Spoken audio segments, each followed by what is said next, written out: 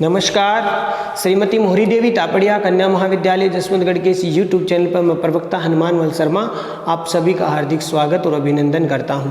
प्यारे विद्यार्थियों, बीए तृतीय वर्ष के पाठ्यक्रम के अंतर्गत आज हम पढ़ने वाले हैं बीए तृतीय वर्ष की कक्षा में हिंदी साहित्य विषय में आधुनिक काव्य। जो प्रथम प्रश्न पत्र है प्यारे विद्यार्थियों आपका, उसमें कवि धर्मवीर भारती जी की रचना हम पढ़ रहे हैं कनुप्रिया। ठीक है प्यारे विद्यार्थियों, कनुप्रिया को हम पढ़ रहे हैं। धर्मवीर भारती जी की रचना जो है कनुप्रिया, और कनुप्रिया का जो है ये गीत है दूसरा गीत, और तीसरा गीत का जो पद हम लेने वाले हैं ये दूसरा गीत का अंतिम पद है। दो पद है। प्रथम पहला जो गीत है उसमें भी दो पद है, दूसरे गीत में भी दो पद है, और तीसरे गीत में भी दो पद है। तो इस प्रकार से आपके पाठ्यक्रम में है। तो प्यारे विद्यार्थियों, धर्मवीर भारती जी की ये जो रचना कनुप्रिया मैंने बता दिया, यानी राधा, कृष्ण की प्रिया राधा। तो उसके ऊपर ये जो दूसरा गीत प्यारे विद्यार्थियों इसमें लेते हैं हम। दूसरा गीत जो प्यारे विद्यार्थियों वीणा रूपी नायिका के बारे में पढ़ा था हमने। इससे पहला जो पद था उसमें वीणा रूपी नायिका है। क्या है? वीणा रूपी नायिका, उससे संदर्भ में है। तो प्रसंग में आप ऐसा लिखेंगे कि प्रस्तुत पद्यांश कवि धर्मवीर भारती जी द्वारा रचित कनुप्रिया काव्य के या कविता के दूसरे गीत से उद्धृत है या फिर अवतरित है। तो इस प्रकार से हम लिखेंगे। तो प्यारे विद्यार्थियों, अब हम देखते हैं इस पद को कि पर हाय मुझे क्या मालूम था। वीणा कह रही है। कौन कह रही है? वीणा। किसको कह रही है? अपने प्रियतम या अपने नायक। कौन है नायक? नायक है संगीत। संगीत को कह रही है कि पर हाय मुझे क्या मालूम था किस बेला जब अपने को अपने से छिपाने के लिए मेरे पास कोई आवरण नहीं रहा। तुम मेरे जिस्म के एक एक तार से झंकार उठोगे। सुनो सच बतलाना मेरे स्वर्णिम संगीत, इस क्षण की प्रतीक्षा में तुम कब से मुझ में छिपे सो रहे थे। कब से मुझ में छिपे सो रहे थे। ये वीणा रूपी नायिका कह रही है संगीत रूपी नायक को। तो देखिए यहाँ पर ज़्यादा कठिन शब्दार्थ है नहीं। जिस्म का अर्थ प्यारे विद्यार्थियों शरीर से है, और वैसे ज़्यादा कठिन शब्द है नहीं। स्वर्णिम माने सुनहरे, संगीत, प्रतीक्षा इंतजार में। अब देखिए आवरण का अर्थ यहाँ पर पर्दा या घूंघट से है। ठीक है, उस दिन मैंने बताया भी था आपको। अब देखिए बेला का अर्थ है समय।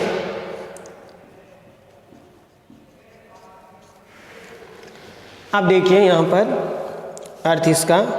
धर्मवीर भारती जी कनुप्रिया इस काव्य में कहते हैं वीणा रूपी नायिका कह रही है। क्या कह रही है? प्रस्तुत पद्यांश धर्मवीर भारती जी की कनुप्रिया के दूसरे गीत से उद्धृत है, और इसमें वीणा रूपी जो नायिका की आत्मानुभूति व प्रेमानुभूति और प्रेमानुभूति की प्रतिष्ठा व्यक्त हुई है, और इसी का वर्णन इसमें किया गया है। तो इस पद में देखिए प्यारे विद्यार्थियों, वीणा रूपी नायिका कहती है कि पर हाय, पर माने परंतु आय मुझे क्या मालूम था कि इस बेला जब अपने को अपने से छिपाने के लिए मेरे पास कोई आवरण नहीं रहा।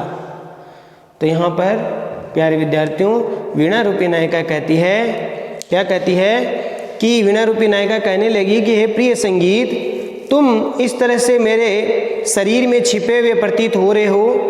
तो ऐसे समय में, क्योंकि तुम इतने समय से तुम मेरे शरीर में ही जो है समाहित थे, और इतने समय से तुम मेरे शरीर में समाये हुए सो रहे थे, फिर भला मुझे क्या मालूम था इस बेला में, इस समय, कि मैं अपने से अपने को छिपाने के लिए मेरे पास कोई आवरण नहीं है। यानी जब तुम मेरे भीतर ही समाये हुए हो तो फिर फिर मैं अपने से अपने को कैसे छिपा सकती हूँ।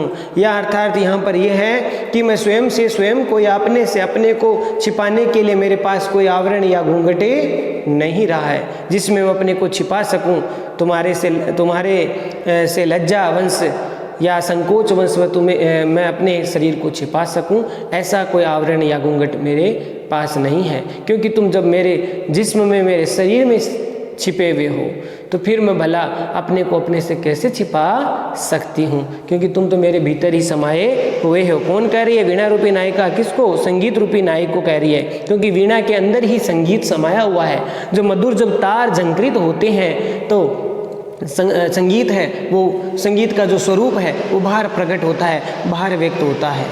ठीक है, वीणा जब संगीत, ये तारों को जब झंकृत किया जाता है तब संगीत उससे प्रकट हो जाता है। तो ये संगीत वीणा के भीतर ही समाया हुआ है, ये भाव व्यक्त करना चाहती है वीणा रूपी नायिका।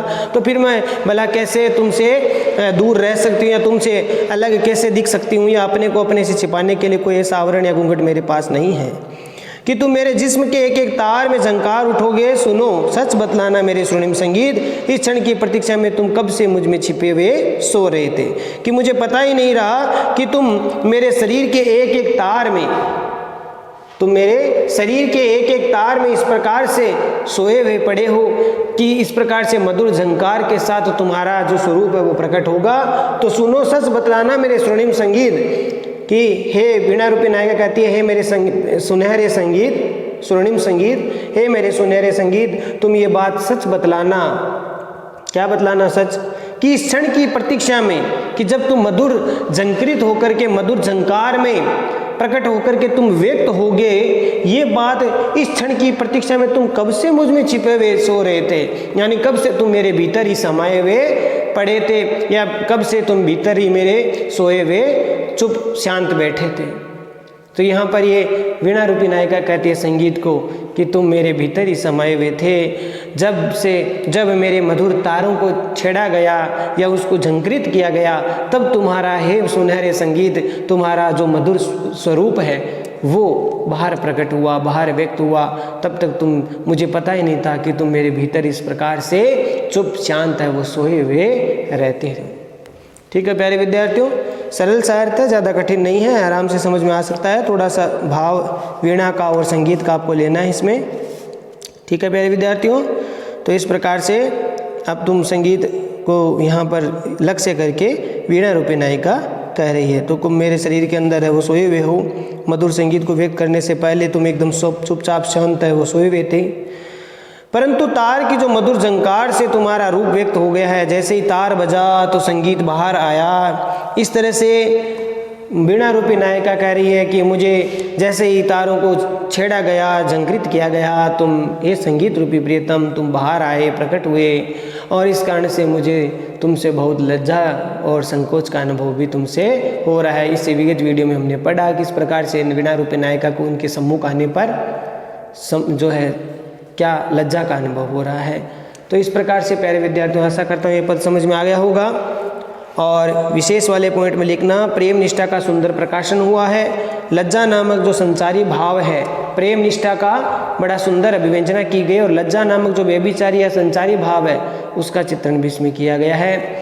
और साथ ही साथ प्यारे विद्यार्थियों, इसमें प्रतीकात्मकता और मानवीकरण का भी प्रयोग किया गया है। प्रतीकात्मक रूप में हुआ है वीणा रूपी नायिका, संगीत रूपी नायक, इस प्रकार से प्रतीकात्मक है। तो प्रतीकात्मकता ये विशेष वाले पॉइंट में वह मानवीकरण का भाव व्यक्त हुआ है, मानवीकरण का भाव व्यक्त हुआ है। इस प्रकार से यह विशेष वाले बिंदु में आप लिखेंगे। साथ ही साथ प्यारे विद्यार्थियों, शब्दावली सरल है, सुबोध है, भावानुकूल है। शब्दावली क्या है? सरल भी है, शब्दावली सरल है, ये लिखना यहाँ पे। शब्दावली सरल है, क्षमा करना यहाँ थोड़ा सा त्रुटि हुई है लिखने में। सरल, सुबोध और भावाभिव्यक्ति उचित है, प्रखर है। ठीक है, ये आप लिख सकते हैं, भावाभिव्यक्ति बड़ी जो है प्रखर है। तो इस प्रकार से ये प्यारे विद्यार्थी, ये कनुप्रिया का दूसरा गीत है, जो दूसरा जो पद है, दूसरे गीत का दूसरा पद है, ये पूर्ण हुआ। आशा करता हूँ समझ में आ गया होगा। अब देखिए तीसरा गीत। तीसरा गीत का पहला पद हम ले रहे हैं। तीसरा गीत का पहला गीत कि घाट से लौटते हुए तीसरे पहर की अलसाई बेला में मैंने अक्सर तुम्हें कदम के नीचे चुपचाप ध्यान मग्न खड़े पाया। मैंने कोई अज्ञात वन देवता समझ कितनी बार तुम्हें प्रणाम कर सिर झुकाया, पर तुम खड़े रहे अडिग निर्लिप्त वीतराग निश्चल। कि तुम खड़े रहे अडिग निर्लिप्त वीतराग निश्चल। तुमने कभी उसे स्वीकारा ही नहीं, तुमने कभी उसे स्वीकारा ही नहीं। दिन पर दिन बीतते गए, दिन पर दिन बीतते गए और मैंने तुम्हें प्रणाम करना ही छोड़ दिया, मैंने तुम्हें प्रणाम करना ही छोड़ दिया। पर मुझे क्या मालूम था कि वह अस्वीकृति ही अटूट बंधन बनकर मेरी प्रणामबद्ध अंजलियों में, कलाइयों में इस तरह से लिपट जाएगी कि कभी खुल नहीं पाएगी। मेरी प्रणाम, सुंदर यहाँ पर पंक्तियाँ हुई है कि मेरी प्रणामबद्ध अंजलियों में, कलाइयों में इस तरह से लिपट जाएगी कि कभी खुल ही नहीं पाएगी। तो प्यारे विद्यार्थियों, यहाँ पर भी एक नायिका है, वो नायक को लक्ष्य करके कह रही है।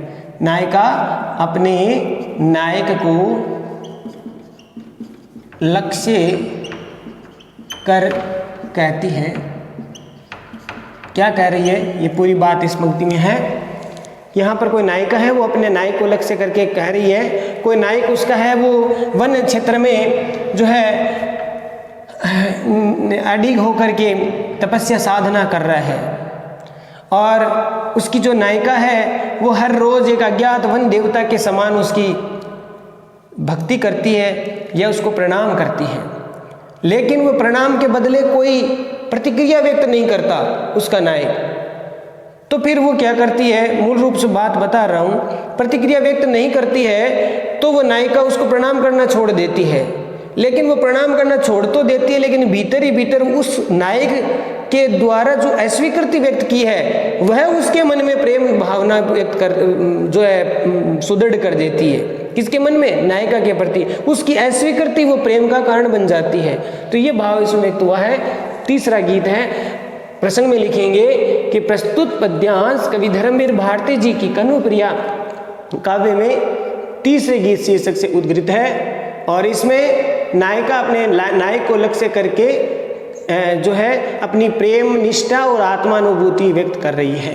ठीक है, अपनी प्रेम निष्ठा, प्रेम भक्ति है वो भाव यहाँ पर क्या व्यक्त हुई है, प्रेम निष्ठा, प्रेम भक्ति, प्रेमा भक्ति व्यक्त हुई है। देखिए कैसे नायिका कह रही है, इसमें धर्मवीर भारती जी कहते हैं कि नायिका कह रही है कि घाट से लौटते उतरते हुए, यानी कोई नायिका है वो नदी के तट से घाट से नीचे उतर करके, नदी के तट से घाट से नीचे उतरते हुए आई है। तीसरे पहर की, तीसरे पहर, एक पहर में जो है 3 घंटे होते हैं, तो तीसरे पहर में, ठीक है, पहर घंटा जो समय का आकलन होता है पहर, तो एक पहर में 3 घंटे होते हैं। तो तीसरे पहर की अलसाई यानी आलस्य से भरी हुई, आलस्य से भरी, बेला मन समय, ये शब्द पहले भी आया है इस पद में भी, समय। अक्षर मन प्रायः, तुम्हें कदम के नीचे, कदम के वृक्ष के नीचे, कदम का वृक्ष है उसके नीचे उसका नायक है, वो समाधिस्थ है या खड़ा जो है तपस्या कर रहा है, ध्यान मग्न है, खड़े पाया, ध्यान में मग्न है। मैंने कोई अज्ञात, अनजाना, अपरिचित, जिसको नहीं जानती है, ऐसे वन देवता समझ करके कितनी बार तुम्हें प्रणाम करके सिर झुकाया और तुम खड़े रहे अडीग। अडीग का अर्थ होता है जो डिगे नहीं, बिना डगमगाए, बिना डगमगाए, सुदृढ़। निर्लिप्त का अर्थ यहाँ पर बिना लिप्त हुए, मैंने बिना लिप्त हुए या उदासीन कह सकते हैं, उदासीन। वीतराग, आसक्ति रहित, आसक्ति रहित, बिना आसक्ति के बिना राग द्वेष के, वीतराग हो जाता है। निश्चल है, स्थिर हो गया, स्थिर निश्चल, तुमने कभी उसे स्वीकारा ही नहीं। दिन पर दिन बीतते गए, मैंने अक्सर यहाँ पर देखिए प्यारे विद्यार्थियों, कोई ज़्यादा कठिन नहीं है, अटूट बिना टूटे हुए। और मेरी प्रणाम बद्ध, प्रणाम करती हुई, प्रणाम में बंधी हुई, बद्ध का अर्थ है बंधी हुई, प्रणाम करने के लिए जो अंगुलियाँ बंधी हुई है वो अंजलियाँ, अंजलियाँ कहते हैं हाथों के संपुट को, हाथों के संपुट, दोनों हाथ है वो यूं मिलाना, इसको क्या बोलेंगे, अंजलि, ठीक है। इस प्रकार से ये प्रणाम करने का जो ढंग है उसी को यहाँ पर क्या माना है, वो नायिका उनको प्रणाम कर रही है, अपने नायक को प्रणाम कर रही है, वो हो गई अंजलियाँ। लिपट जाएगी, कभी खुली नहीं पाएगी। अब देखिए इसका अर्थ मैं शुरू से बता रहा हूँ, एक बार पुनः थोड़ा सा ये शब्दार्थ में बीच में बताने लग गया कि घाट से, यानी कोई नायिका है वो नदी के तट पर घाट से उतर करके दिन के तीसरे पैर की अलसाई यानी आलस्य से भरी हुई, आलस्य से भरी हुई, मैंने अक्सर तुम्हें कदम के नीचे, मैंने किसने, नायिका ने, मैंने शब्द किसके लिए आया है, नायिका के लिए आया है। तो नायिका कह रही है कि मैंने तुम्हें देखा, प्रायः तुम्हें कदम के नीचे चुपचाप ध्यानमग्न खड़े पाया कि हे नायक, हे मेरे प्रियतम, हे अज्ञात प्रियतम, मैंने तुम्हें ध्यान कदम के पेड़ के नीचे चुपचाप ध्यानमग्न या तपस्या करते हुए समाधिस्थ पाया।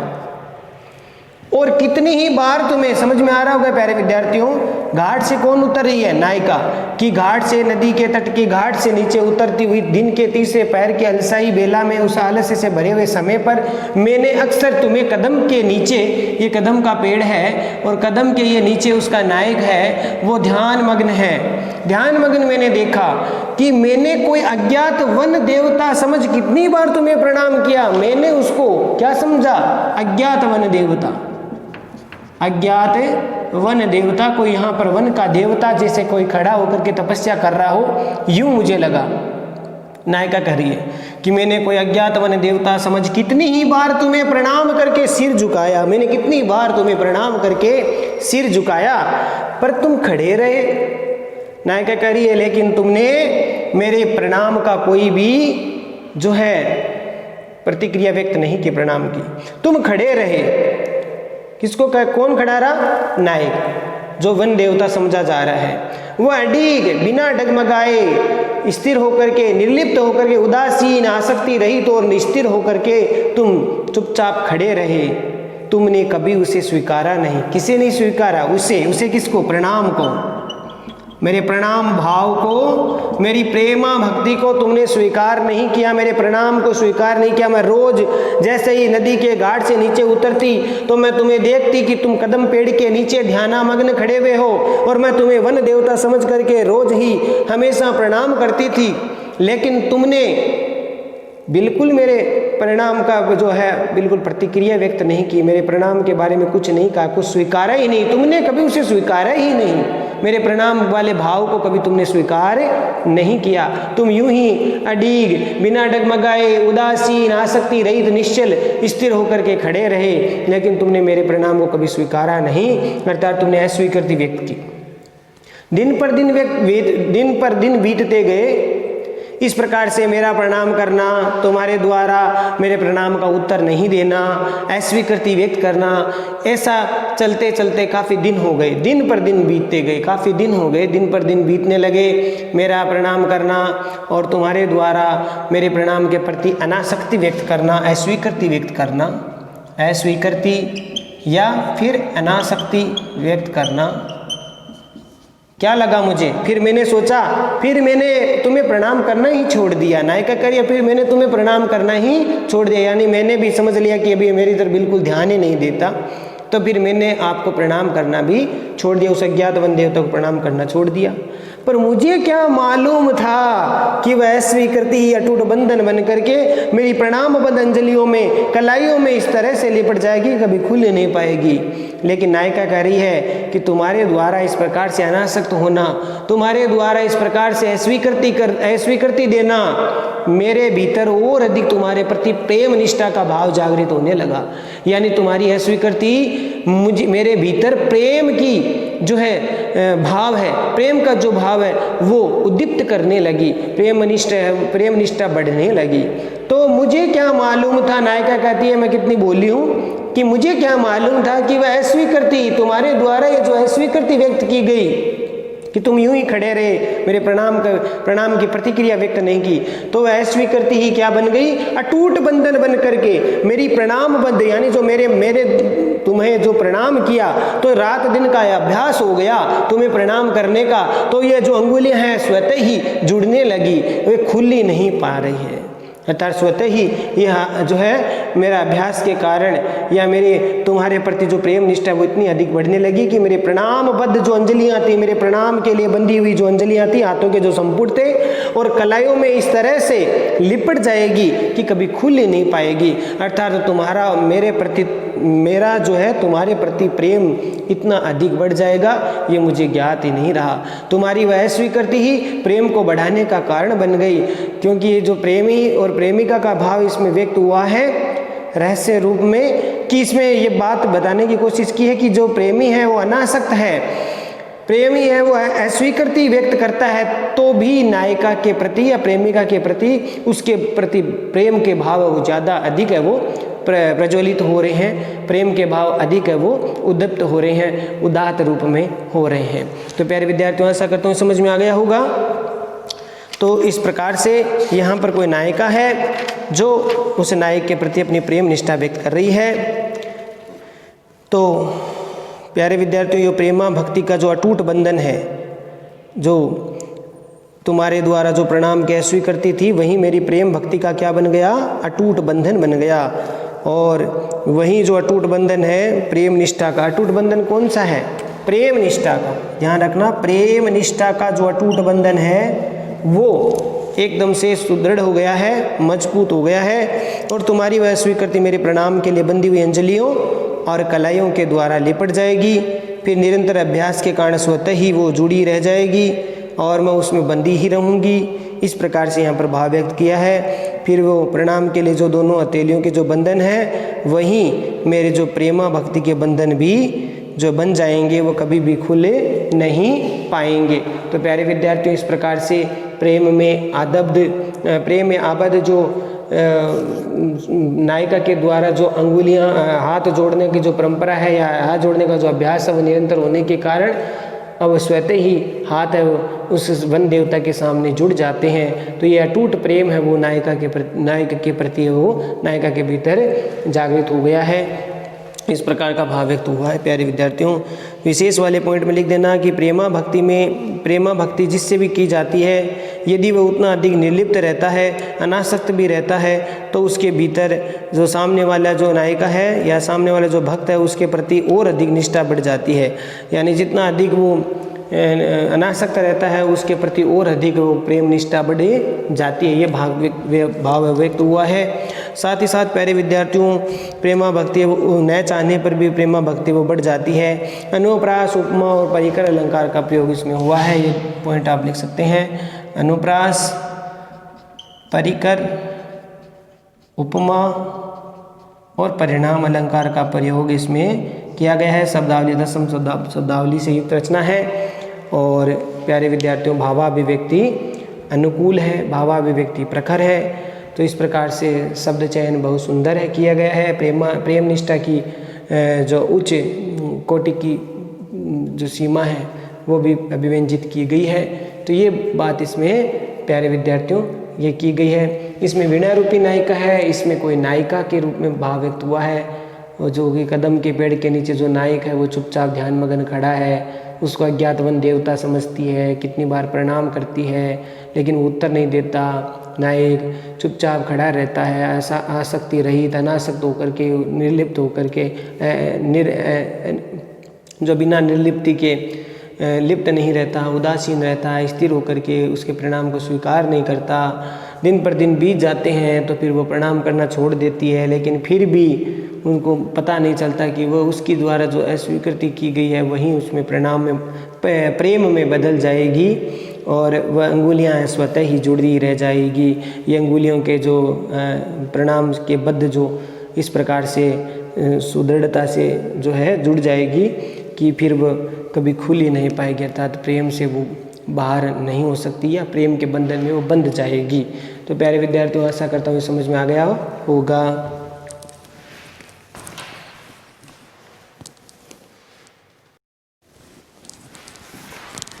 तो प्यारे विद्यार्थियों, आज के लिए बस इतना ही। अगले वीडियो में फिर हाजिर होंगे धर्मवीर भारती जी की कनुप्रिया के तीसरे गीत के आगे का जो पद है वो लेकर के।